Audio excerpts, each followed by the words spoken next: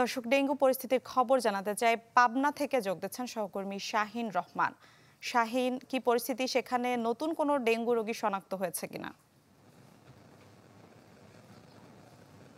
আসলে গত প্রায় 1.5 মাস ধরেই কিন্তু পাবনা জেলায় বলা যায় যে ডেঙ্গু আক্রান্ত রোগীর সংখ্যা কিন্তু বাড়ছে, অর্থাৎ ডেঙ্গু পরিস্থিতি পাবনায় বেশ চোখ রাঙাচ্ছে বলা যায়।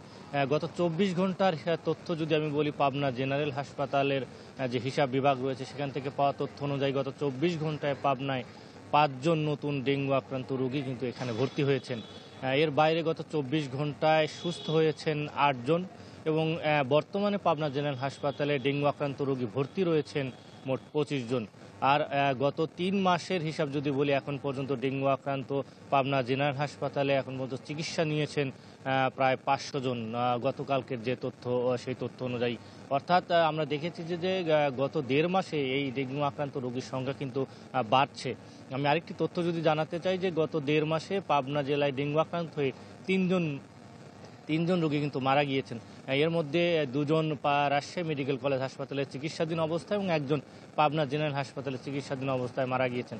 অর্থাৎ যে 3 জন রোগী মারা গেছেন এর মধ্যে আবার রূপপুর পারমাণবিক বিদ্যুৎ কেন্দ্রের একজন শ্রমিক রয়েছেন। অর্থাৎ ঈশ্বরদী কেন্দ্রিক এবং রূপপুর পারমাণবিক বিদ্যুৎ কেন্দ্রিক এলাকাগুলোতে ডেঙ্গু আক্রান্ত রোগীর সংখ্যা আমরা দেখেছি যে বাড়ার যে সংখ্যা সেটি কিন্তু বিরাজ করছে।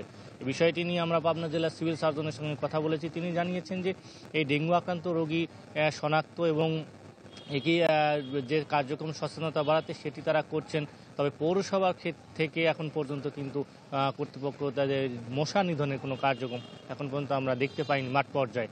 এবং পাবনা জেনারেল হাসপাতালে যিনি সহকারী পরিচালক রয়েছেন তিনি জানিয়েছেন এখন পর্যন্ত ডেঙ্গু আক্রান্ত রোগীদের চিকিৎসা সেবা নিয়ে আসলে তাদের কোনো সংকট নেই। তারা যথাসময়ে চেষ্টা করছেন যে এই ডেঙ্গু আক্রান্ত রোগীদের সংখ্যা যে সেটি বেড়েছে সেটি কিন্তু নিয়ন্ত্রণে রাখতে, এবং তার চিকিৎসায় এখন পর্যন্ত কোনো সংকট নেই বলে জানিয়েছেন। তো এই ছিল পাবনার ডেঙ্গু পরিস্থিতির সর্বশেষ অবস্থা।